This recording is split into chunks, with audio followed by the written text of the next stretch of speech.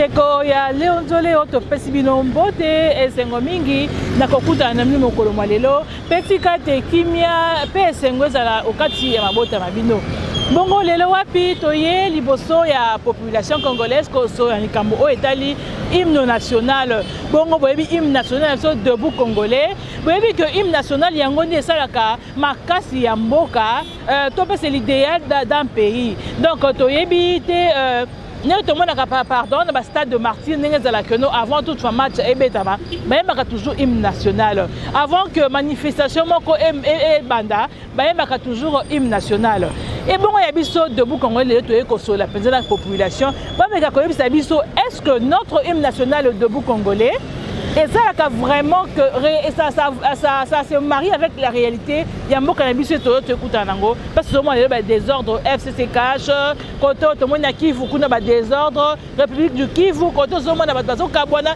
tribalisme côté na kati ya mboka. Est-ce que hymne national la biso ezali koloba yango to yembaka hymne national la biso? Est-ce que tu racontes la parole wana?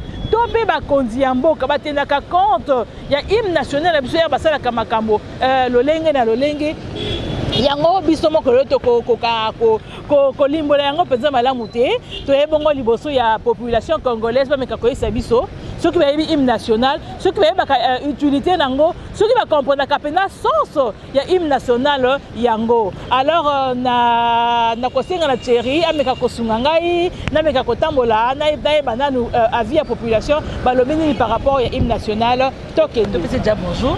Bonjour madame, maman, la journaliste. Papa, comment est-ce que vous avez Tout le monde a hérité Mampanga.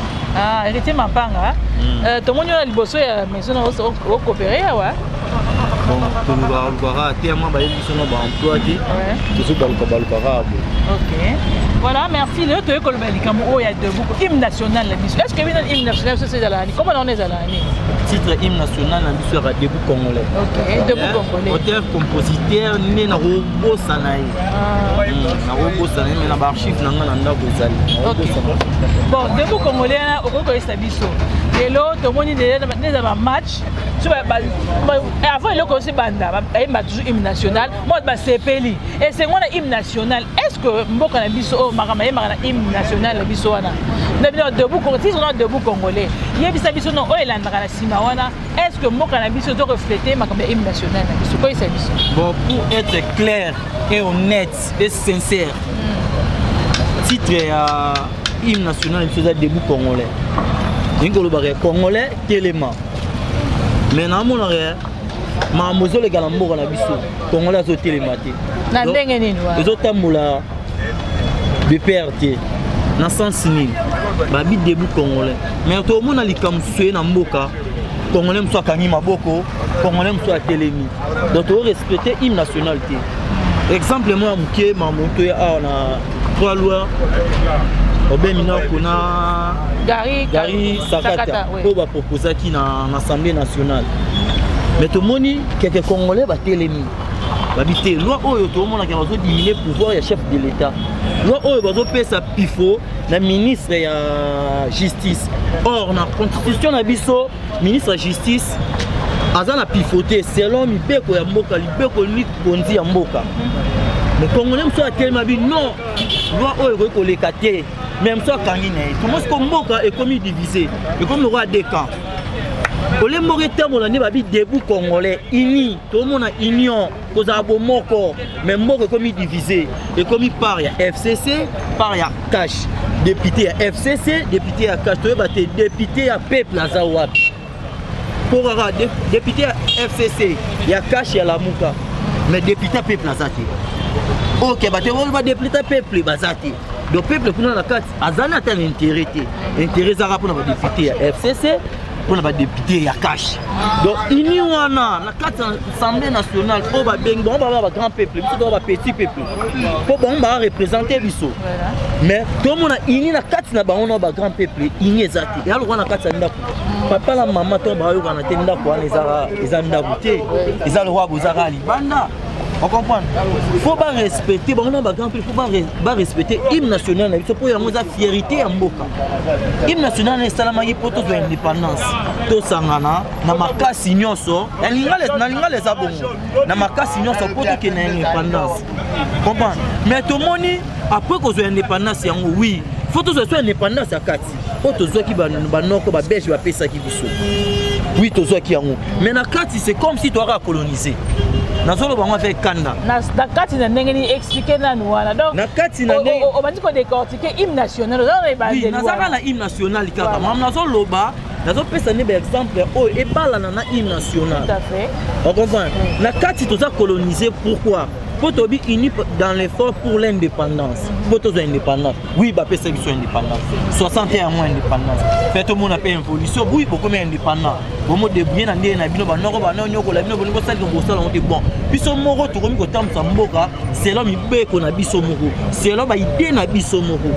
Mais na kasi tout le monde a indépendance c'est ça. Pourquoi? Bon mo sala ba loi moko pour l'intérêt à ben individu. Bon ça loi moko pour te protéger mutu moko boy. Bon ça ba blor mo bo travailler na kasi pour l'intérêt na bino moko. Ba matis bazo réclamer ba député na biso bazo réclamer salaire na bango mata. Mais mon colomo de la mona ba tout le monde sait pour un salaire à enseignant. Tout le monde va professeur dit. Ba enseignant on a tangi ça en école primaire. Dans l'école primaire à l'époque en école primaire na ba troisième primaire to en va nasser. École na biso. Ouais, on va nasser. Papa ezaki ya côté faut ya avant où est la bonne femme. Eza ba papa ba député wana o ba sa kuna na kati. Ba enseignant wana ti lelo bazali. Salaire na bon ba lobela ngoko. Tozo mona ini wana ki. Yo weli ga salaire na o député o fani ga botombo musa parce que monsieur oyo atangisa ko depuis école primaire. Apesa ki o maturité wana. Alakisa ki o comment écrire. Alakisa ko comment lire. Ozo négliger bon. Pour fondation base à mon en école primaire. Nous sommes raté l'école primaire pas à naïf. Ceux qui ont raté l'école primaire à naïf. Dans le secondaire qui n'a pas bon oui, bazo fondement université ça va formalité. OK. Pour l'université ba l'accès monter au directeur ba autocar ba l'accès monter. Et comme on soit professeur wana salaire na bango tam kolomo te bo réclamer ba enseignant wana. Bozo zwara bo pesa oui tourner à l'université bo pesa ba professeur ba mi tout kabani. Na waka kolomo te ata IST ba enseignant. Non, tu auras rare il y a des généraux, il y a des députés, il y a des médecins, il y a des enseignants. Une colonie. Ma papa n'a pas choisi les autres. Donc, l'hymne national na biso, ba continue biso bazo respecter à monter. Biso peuple ici toujours respecter à monter. Voilà, peuple est-ce que autant il va continuer est-ce que peuple est respecter à monter avec les. Bon, peuple est respecter à monter dans ndenge nini. Likamoko ya mboka peuple atelema. Toujours un mot, ils ont récent, ils ont morte, il y a 3 propositions à la loi. Tout le monde peut me à télémé à boy, peuple congolais boy, oui, ils ont 80% à peuple, mais moi 20% là, je suis là, tu sais, béret rouge. On a été les matins, non. Tout le monde kabula, tout le monde a été sous mais qui vous a drapeau mati. C'est que le Congo est sous unité. Est-ce que pour nos élans, prenons les plus belles élans dans la paix. Est-ce qu'il y a un élan qui est toujours bon, élan yango naza kondima tozango po président oyo aye sikoyo. Yo po nazo na kondima wana. Nga naza kondima po nazo mona da mu pepe o azoya nango aza na souci yo na tanke mwana mboka deux fois congolais na benge deux fois congolais pourquoi? Aza congolais asu kinois. Comment? Aza deux fois congolais. Aza congolais, asu quinois. Donc maintenant on le baliboso non. Quinois on va pouvoir te. Quinois sera du pouvoir. Pour quinois a mis sur la terre à refoulement. Comment? Quinois sera du pouvoir mambo au tamoula. Quinois sera du pouvoir au tamoula sur Nzela. Quinois a muta kasa kasa. Il y a un réalité qui nous a pouvoir. Donc on imagine sur là on est pour qui nous a pouvoir, tout le monde a état de droit, économique qu'on soit formé. Non, on est formé, économique qu'on soit formé. Il y a un monde à base économique pour intercaler président de la République pour état de droit au papa naïe. Nga idéologie à papa. Nga idéologie à moi là. Oh papa na ya bundaki. Oh to marché qui to bimaki na nzela. Akomi ko zwa et là wana ya papa na état de droit o ko telemila et là wana bandi ko ya ngomoni ba ko tela e bakal et ya te to mona liboso ya une autorité à moko ba ko samise boitan public pe bakatelo aza condamné ezeka likamo ba benga na téléphone pas dossier les kikarabo mais to moni l'IRCAP les chefs de l'état basamisi les cas qui m'ont sur les gabiso na tolanda ki za mutu ya kolobela te pe ba condamné 20 ans a mérité yango pesa mbongo na ngana yo ngakuna noluka mo basoma suka na bapesa ta ngana okoka ba 1 milliard so 600 combien ata 600 wana na zwa tango na dozo ngote ki kala ba posha bato mbongo ya mboka ezo na malette tozo ngote mulanga na jipe pe ordre zo pesa na téléphone ozu yango pesa mutu boye mbongo ngana yo mais to moni sur état de droit ni comme ko forme konima na ngo ba pesa président de la république chance ouais sûr que notre pesa chance ko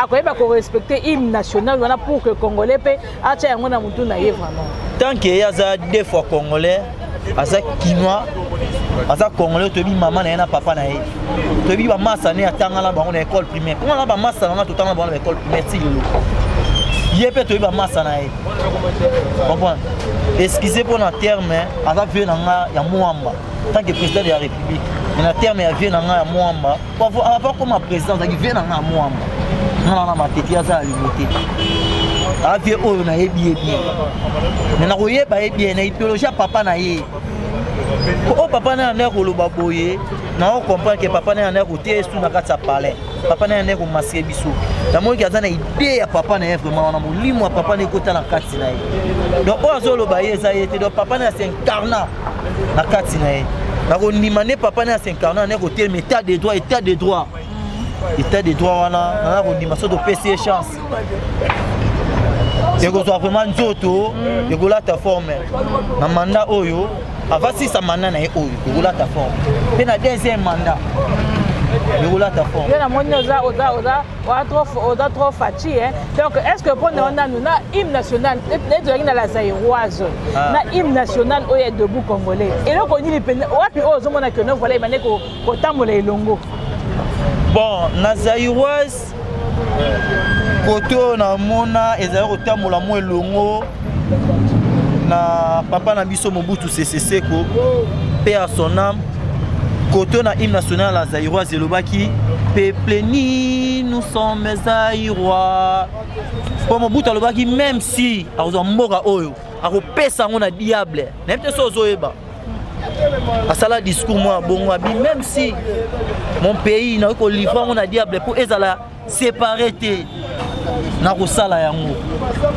koto wana ne namonaki etambolaki mwa elongo alobaki mboka oyo eza na kopesa ngo na diable pe kabana tomona pe Congo tikala malgré tout ba rebelle bayaki be Congo tikala ko kabana donc na la congolaise ne yango sai que non malgré unité na ba chana kati me eza ko kabana bon na la congolaise unité wana vraiment na le zinzo toté na nous vraiment la zinzo toté na kati assemblée on comprend donc majorité comme la majorité pour la FCC non majorité né ezara peuple congolais né dans majorité petit peuple oh ba telemi awa biso ni mto majorité biso mto kine ko voter bon to bimina c'est mbula mama na sa mbula to poli mbula to voter yo nga kutu député msu na voter na ebiete ona nyana voter kombo ekimi na mpu na telika père na mo illuminaire père mo illuminaire eza mo akoko sona pesa e chance mais père na pesa chance et le milieu là timo mafuta mesure mama bundi papa mo la ani na kati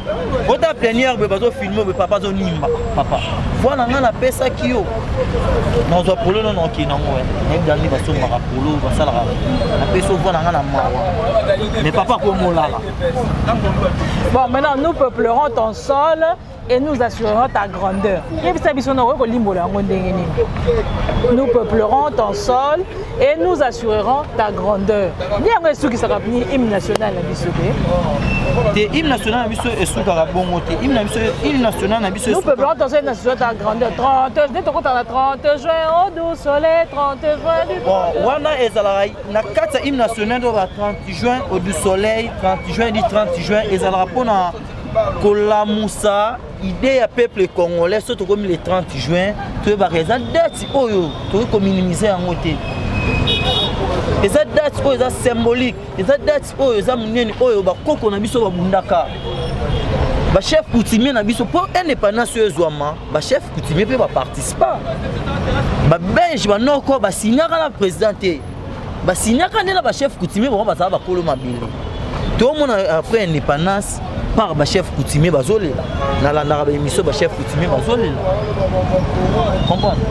Donc ba chef wana pe faut pas voir par na bango. Pour ni bazolela to quel exemple na Kasai awa. Ezali liboso diamé ba nero bima pona ba Kasai. Moi suis mu Congo, ni Congo, moi suis du Congo central. Mais tant que congolais na bi histoire mboka na biso. Na Kasai awa diamé ba neko bima.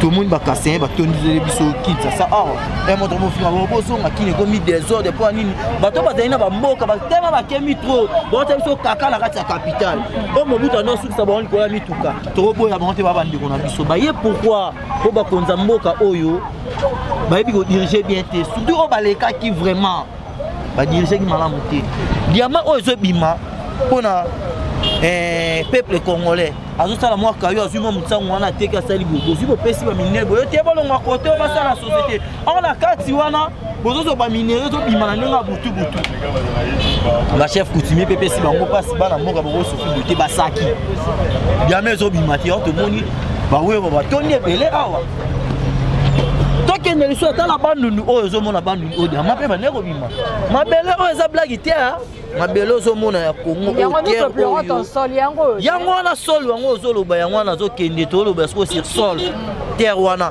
mama kolona matembela robot ya osala ta filmer te awa kane mabange za oloni matembele boti to mona sol oyo eza passe batie ciment litite bimi et pasole bimi tala sol yango sol wana oyo eza na ba minerais na kasi batangisa so to na coltan to za na diamant to za na cuivre ba minéraux msu na zo chance à comment n'est-ce pas cuivre na mona ba minéraux msu to ko na la classe na zo chance à comment na moté mais ba tout bénéficier na ngo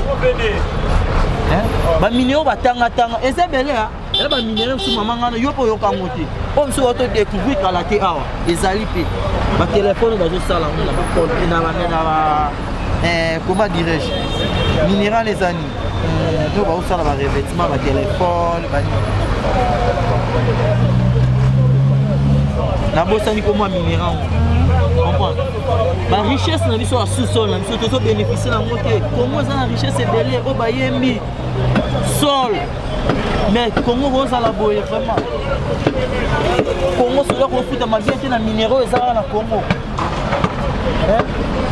Congo bija moko kozala na seboye angola mboka oyo uti na guerre au président de retour na discours na salaki awa na kati ya pays du peuple angola mboka oyo uti na guerre ta molai tala budget na bon metala budget RDC président matsa budget bomo lipote budget kozala ba on ni ne kitala bani non ba minéraux ezebele ke na wapi budget mboka oyo ko mata sans tenir compte que mbongo uta na SNEL et uta na régie des eaux mbongo uta na DGM mbongo uta na ni kala ba minéraux oyo e bimaka na butu bimaka kota ka banzele koti boekei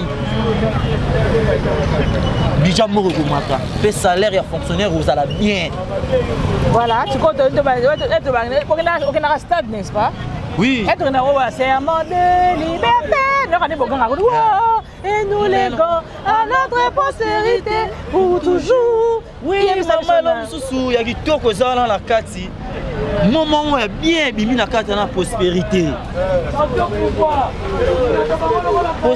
wana ndiko le peuple ça prospère à pas moi fo moi to ba la prospérité là par rapport à hymne national na biso ezake to batangi sol wana ba moni minerai na kati to boza na minerai pour a peuple mort prospérité ça pour toujours bien na bien là peuple a évolué te prospérité ça te ona nini kaba papa wana yo yebisanga mama papa o akangami na onatra akomi na 82 ans o expliquer nga so bi papa na loba be te papa na expérience na expérience ba bota mana ona libungu bien ndenge to vidé ba chiki biso yo so keka ka papa na kangami so ya longa be ni mwana ya ti ko biso ba papa basala Congo te yo monte hotel la piste de chance et ça peut m'embêter mais là c'est la voilà papa olobi penda makama mutuya siko yebisa biso eloko nyozo kanisa par rapport à respect hymne national yo préconiser au kanisi nino yebisi bandeko nini tant so ba yeba penda utilité importance tout ba comprendre penda sens ya hymne national yo nengo comprendre ngo expliquer bongo siko na moi beaucoup c'est bon maman na sepe suna mutuna o esalinga sentiment makasi pona zo rapeta otanga bible hymne national na biso pona ngana romona ngo ezaloka bible ya Congo soto seli maloba biso ko seli maloba ya bible o respecter ba norme o ezana kati ya bible ko zo bokonza likolo soki to respecter ba norme oyo ba mot oyo valable ba mot oyo avec fier avec honneur ezana hymne national eza kitoko ze lenge hymne national na biso na sona ngo elengi na koyoka. Donc hymne national nabiso est respecté définition de musique. C'est une art de communier des sons d'une manière agréable à l'oreille. Donc hymne national nabiso hymne national est agréable à l'oreille. Mais surtout respecter l'amour. Ils ont respecté la Bible. Surtout saleli yango ba konza mboka. Vous aurez temps ya kolanda ba chaîne ya réseaux sociaux. Vous aurez temps kolanda émission oyo. Bota Moussa Congo pour na bino moroté pour na bana na bino moroté peuple congolais souffre trop 60 ans à l'indépendance Congo ko ça la boité fait total à 60 après 60 ans et ça déjà âge oyo soki mutaza nango âge oyo qui na passion oh somme d'azo qui na passion c'est que a travaillé trop a tiki déjà malamu pour na bana ake apema que vous travaillez nini pour na biso bakonza mboka président de la République Fatih Beton nazana ko nima papa na idéologie oyo papa na yo apesaki yo oyo na ko pesa na palais état de droit tout monde yango na misu état de droit esukaka pour na caméra té état de droit ekota tina kati état de droit tout monde yango vraiment état de droit député, vous êtes député, puis vous voter qui vous. Ça là pour l'intérêt na biso. Pour ça là pour l'intérêt na OT. Où est la race salaire na OT? Où est la paie salaire et enseignant? Où est la professeur? Où est la soda? Oh là il na kata ndaku na yo. Ya te mimbana ndaku munya zo soye. Chauffeur o aza ko kumba yo. Salaire à malonga te. Bo ça la ne pour na peuple. Bo respecter hymne national malobeza na kasi. Bo respecter yango. Vous allez bien, peuple congolais, à Rupa Mouama. Tout le monde a un hymne national, a biso Egola Tanzoto. Et là, on sait que nous avons beau président de la République chance. Beau tikaye ata Moussamboka, c'est là l'idée naïe. Président de la République, Aza Lokola, Nzambe. Nzambe ata Moussamukili, na ndenge naïe. Pour peuple azala bien. Yé pas autant Moussamukili, pour peuple azala bien. Aza égoïste c'était. Na limite assez égoïste ni nazo mona nazo tamusa mukini na ba idée na ba projet na assez égoïste c'était pour pesa une chance tant qu'il y a deux fois congolais quinois na sepeli maman. Merci beaucoup papa. En tout cas, merci beaucoup na tango na opesi biso penza ya kolo makambo ya motuya par rapport à hymne national. Merci beaucoup. Bonne journée. Voilà, tous on continue très cher internaute. Papa, bonjour. Bonjour madame. Tu peux se comment yo hein? Comment on a? Je me présente au nom de monsieur Joram. Monsieur Joram. Joram. OK, monsieur Joram, vous êtes congolais, j'espère. Je suis congolais 100%. 100%. Mais au moins hymne national comment on les a là? Debout congolais. Debout congolais. Mais non, au Yébi quand même debout congolais du début à la fin. Au Yébi. Si koyo pona yo debout congolais ningi baloba baloba on a yebi na yebi na koyeba ko na yo. Par rapport au mboka ezotambolé la toto lo babon na lingala yo koyeko lo bani avine ko zani na debout congolais. To balisa ngo siko na réalité sociopolitique. Koyeko lo bani. Merci madame pour la question. Une question moi madame na sepeli makasi. Na ndenge makambo zotambola sociopolitique na debout congolais la biso. Tokoki koloba makambo ebandi nde komeka kobalana. Ebandi nde komeka. Ebandi nde komeka kobalana. Et avant ezaki na ngote? Non, avant debout congolais la biso, hymne national la biso, na makambo mboka ezaki pena Nous sommes mis balé bana ko bala na te. Avant les bana ko bala na te zaki no par rapport ya ni. Eh bana ko bala na te zaki na niveau ni. Non, et bandel non temps bana ko bala pour na malgérance il y a autorité. Hein? Malgérance à autorité, on n'avait pas des autorités qui étaient fières. Il y a ça les longs mois qui a malam pour na peuple congolais. Parce que les autorités qui étaient auparavant dans le gouvernement Outagoleka, parce que bateau juste là sur la poste, c'était pour enrichir leur poche et enrichir leur famille, plutôt de faire pour les intérêts des peuples congolais, c'était le cas.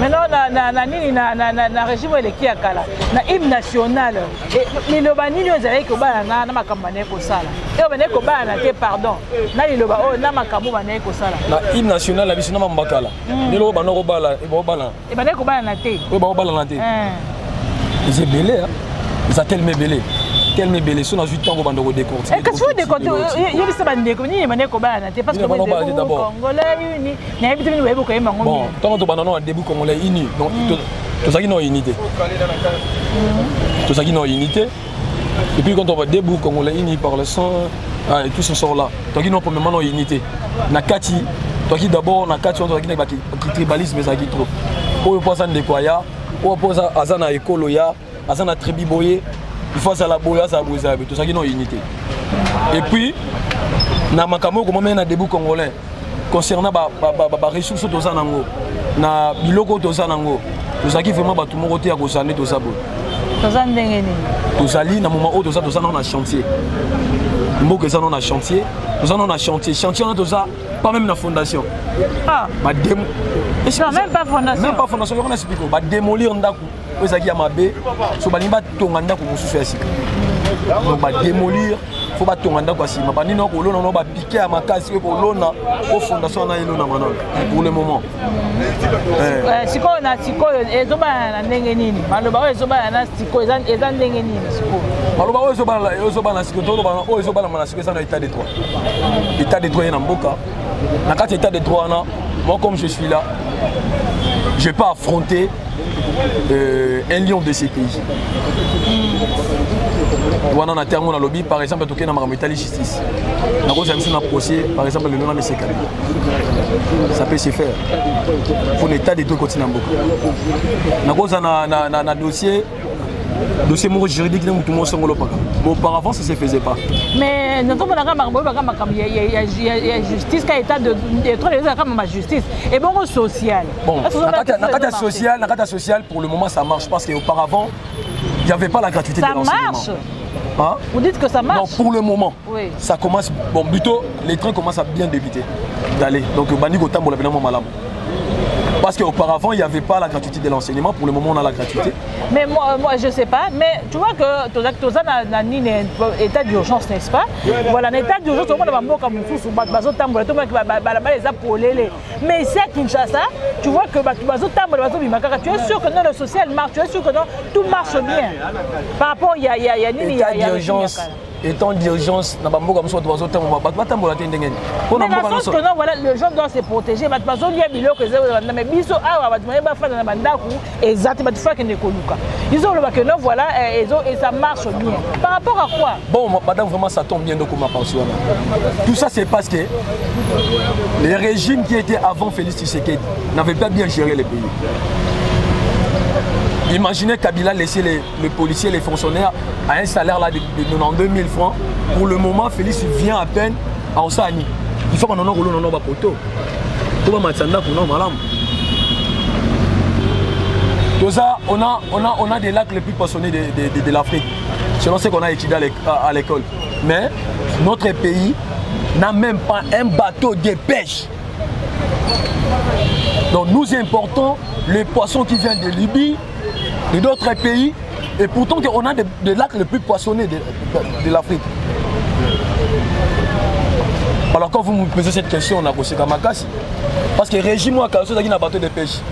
On n'aura pas le taux qu'on a aujourd'hui de la chômage. Parce que pour le moment, le taux de la chômage est de 90%. 90%, donc 90% le taux de la chômage. Les gens souffrent pour avoir même un petit rien pour nourrir leur famille. Alors et pourtant Kabila, il était là avec son régime, n'avait pas bien géré les choses. Parce que les pays comme la RDC, un pays qui est vaste, un pays qui a beaucoup de richesses, mais manque même un bateau de pêche. C'est regrettable. Mais moi je pense que parce qu'on a l'hymne national des buts, debout congolais unis.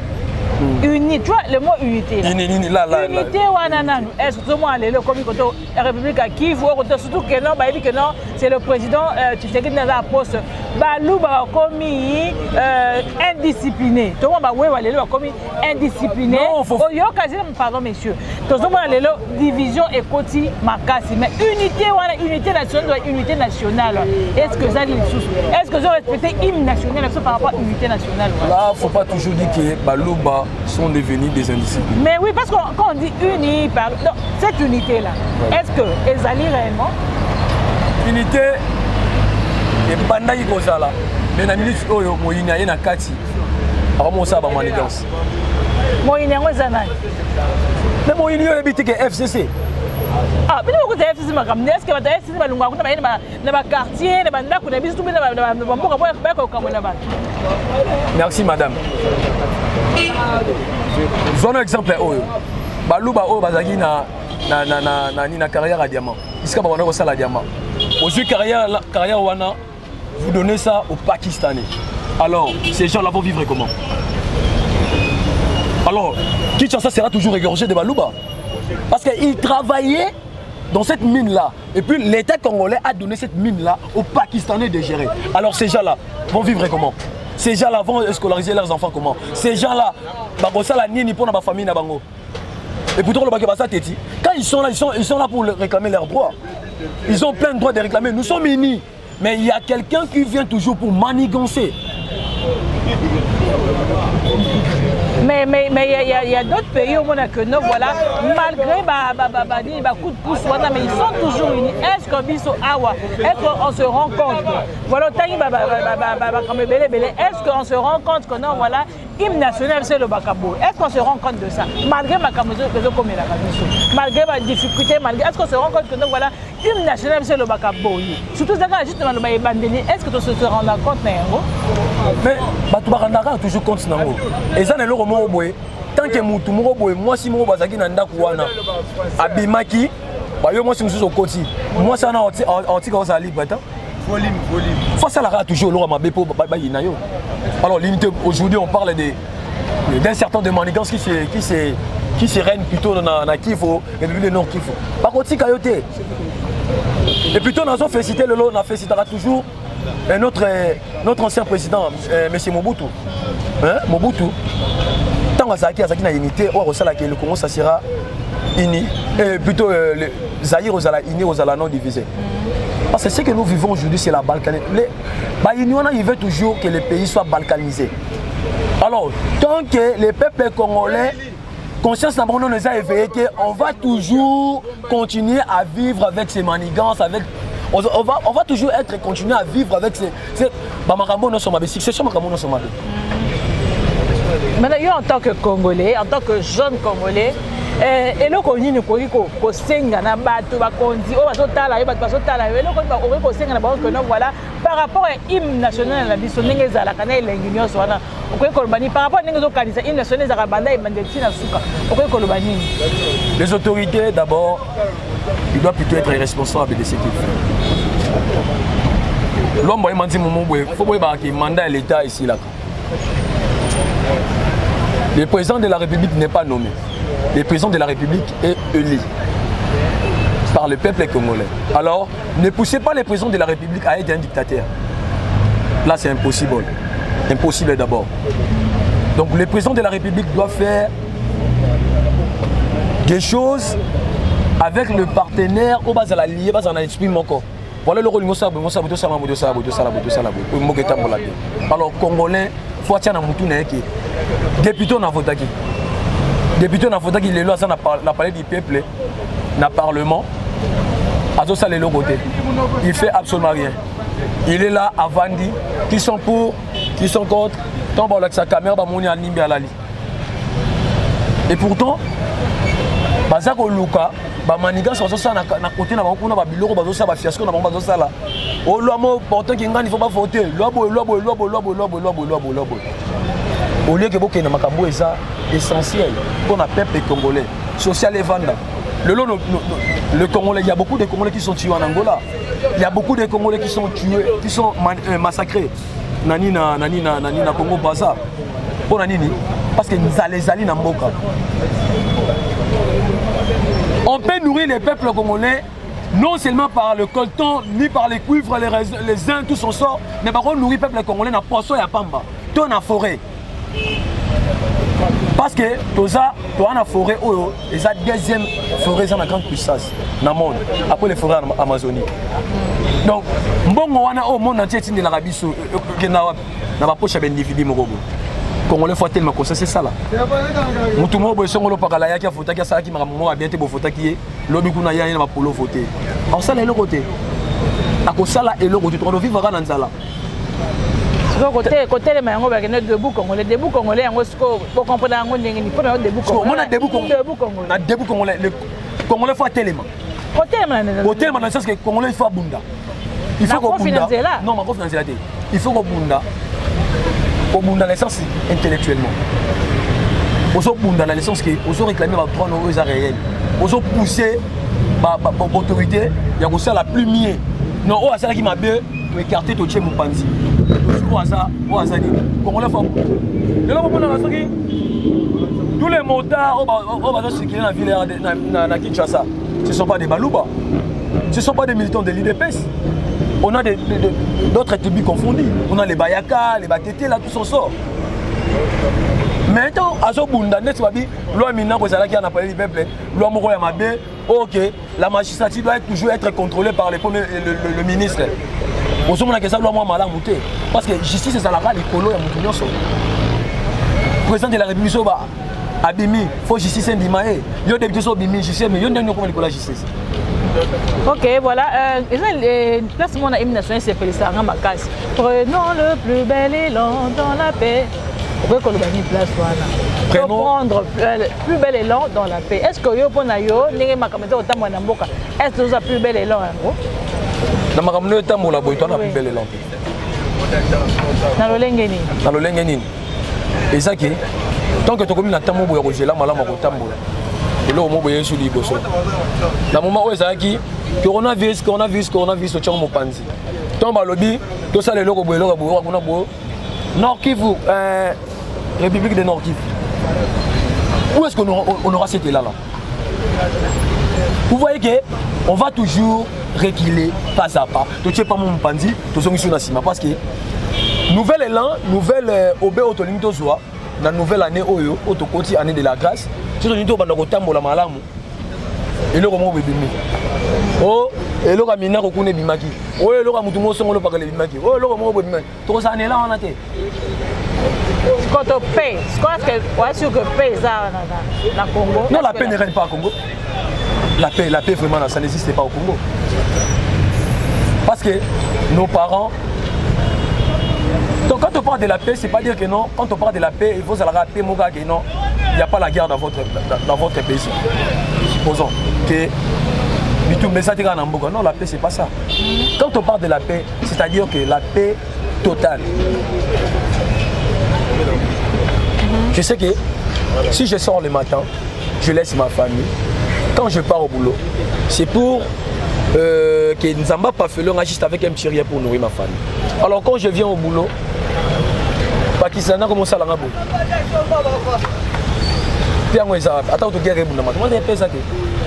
Donc c'est pour cela que j'avais dit que le Congo c'est un chantier. Donc l'État congolais doit régulariser les tout. Aux hommes, les Congolais sont maltraités à 100%.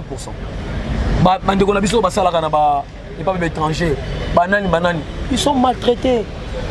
Vous avez sali bizarre pendant s'engager. Yo qui est Angola, qui nous soit Angolais, mon bouffana ou engagé. Vous avez salaire non lingi. Bon, étranger au bon santé, ils sont bon cité. Yo mon fonctionnaire, ceux qui sont là en attendant. Et pourtant les députés sont à combien? C'est pas bon hymne national, on va modifier Bisika Moussouto et Tika la Kaka Bongo. Va modifier Bisika Moussouto, mais l'État congolais doit se prendre en charge. L'État congolais doit se prendre en charge. Dans quel sens? C'est-à-dire, azala papa moko aza responsable pour le peuple congolais. C'est que l'hymne national ou le lobby, bon l'hymne national elle aura bibilia, maloba ya nzambe, elle aura maloba mo ya nzambe. So au l'hymne national le lobby, faut l'état congolais asalela yango. Asalela maloba wana. Belle langue to tout le monde a belle langue. Ils étaient catholiques na monoko. Non, nous sommes pas là pour avoir des politiciens qui vont passer à la télé pour dire n'importe quoi. Non. Nous avons besoin de politiciens qui passeront à la télé pour dire que non, voilà ce que je fais. Que le peuple congolais me juge de ce que je fais. Parce qu'aujourd'hui, on peut se souvenir de Mobutu. Ça démarti parler du peuple. Pour Maréchal, là c'est bon. Tozo Kanisa, Mobutu, Namakambouana, Otali moi, parler du peuple. Non, Mobutu avait fait à Salagelo Malam. Ah, Salagelo Mabo. Ce qu'on va au bazar au cancer, on a dit. Parce que si à un moment où l'État congolais a Salagelo côté, il fait des réhabilités. Régime Kabila, les pères, Tina Kabila, Yamouana, Tina Félix, ils sont là toujours pour réhabiliter. Mobutu a construit tout. Oh, les pères qui vont pas réhabiliter. Parce que nos parents nous disaient toujours que la vie qu'on vivait auparavant, ce n'est pas celle qu'on vit aujourd'hui. Pour Nanini, Nathan a la société Zalaki, si la société Bazalakate, Soda Zolia, le lot au moment où Soda Zolia a la TV, Soda Zolia a la balabala, Zosé Ngambongo. Voilà, mot de la fin par rapport à l'hymne national la biso. Mot de la fin, mot de la fin. Tellement d'enseignements, je suis. Oui, bien, on est bandits dans Souka. Là, il y a bien, on est bandits dans Souka. Ça sera vraiment d'enseignements. Il y a pour moi, surtout, on est bandits dans debout congolais. On est en camin à stade, toi et moi. Parce que l'hymne national nous suit partout. Même dans la cour de route, même à la toilette. Parce que vous pouvez avoir, moi, un certain souci, ils ont réuni par exemple dans Ndakunayo. Vous partez à la toilette pour faire un grand besoin. Au Vandiboué. Au bi ah, ma moi je vais l'engager dans côté dans coup fameux. Et là au moins je vois l'homme tout ma début congolais donc tellement. Au télé. Yo mona congolais ku fa bona nzalati. Ata ba ko sa ba so congolais na marathon. Azo luka. Yango ande congolais. Yango debout congolais. Donc l'autre hymne na biso. Hymne na biso yango na congolais congolais wa bimina tonga so luka. Congolais lingi peuple congolais azana kimia. Congolais lingi bâtir un pays plus beau qu'avant. Hein? Parce que parce que Nathan ya Mobutu na Zaïre non. C'est que faut pas tonga mboka oyo ezali kitoko ko le Nathan Zaïre. Mais c'est le contraire. Zaïre bozo boma kutu koleka. Oui, Nathan Zaïre. Vous voyez. Donc faut pas autorité na biso mboka mitu na bango za kimia. Faut pas classe wala batanga parce que les gens qui ont détruit ce pays ce sont les professeurs. Ce sont que les professeurs, les gens très intelligents, et les avocats, les juristes de ce pays, tous ces gens-là. Oh, moi je suis docteur, oh, moi je suis un professeur, le retard la maman ça là, papa se tenir na TV, maman ça les gens balanate. Yamana mona qui na tour oya. Tu as poussé à comment tu as président de la République. Parce qu'il pourrait faire le plus mieux. Ok, merci beaucoup. Merci madame. Merci l'intervention. Merci d'avoir fait la CPL Mankas. Comment on a papa Yves? Papa Yves. Pas congolais? Oui, on a congolais d'origine. D'origine, hein? On a botamment à Congo. On va ma congolais. Voilà. Hymne national, vous savez bien où? Bon, hymne national, c'est bien où? Debout congolais. Ok, l'hymne national, c'est ce qu'on a en réalité, on va vivre les lots. Nandenge hymne national nenge de debout congolais unis par le sort. Donc nous sommes mal tout le bakara. Est-ce que vous vivre en auto bon par rapport à hymne national les alocaux là na ko lobanini. Les alocaux là nzembo moko boye po zo pesa honneur na mboka. Donc tout le monde a hymne national même à la mboka libanda. C'est match zobetama ba jeux olympiques, c'est bon bâtir hymne national senti que non mutu azana azo sala jewana azo vibrer non azo vibrer moi pour mboka na hymne national représentant moi le bomo ya bien pour mboka donc il ça vraiment mboka ndenge ni peuple azali je comprends ndenge la mboka yo ce que nous avons na hymne national la biso est-ce que zo refléter mboka na biso to eza olengeni ko expliquer on ndenge bon par rapport à la réalité aux passer dans mboka est-ce que tu respectes l'hymne national à l'histoire? Ouais, on a respecté l'hymne national. Bon, Congolais, vous doit respecter yango. Bon, nous. Pour la chose, on bête, on a tambour, on a yemba, on a ensemble, tout le thème de drapeau. Est-ce que vous doit respecter yango? Bon, normalement, ça la raison du drapeau et au matin. Quand le drapeau matarawana, cela veut dire que c'est l'hymne national. Ce drapeau est au matin, par exemple, dans la commune, sur Zagoleka, il faut télé. L'hymne national toujours au moins dans fixé, donc à télémi, en tout cas vraiment à ça honneur, l'hymne national aux obés. Mais pour le moment, la vie est menée, au moins l'hymne national, le drapeau est au matin, nous avons les canets, à ceux qui paient en côté. Donc comment on va un peu moins négligé.